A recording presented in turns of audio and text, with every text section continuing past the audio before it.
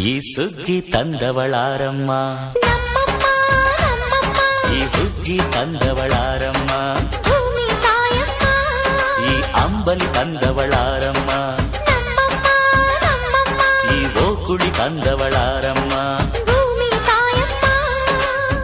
ಒಂದು ನೆಲ್ಲು ಚೆಲ್ಲಿದರೆ ರಾಶಿ ಮಾಡುವ ಇವಳದೇನು ಕರುಣೆ ಪ್ರೀತಿಯೋ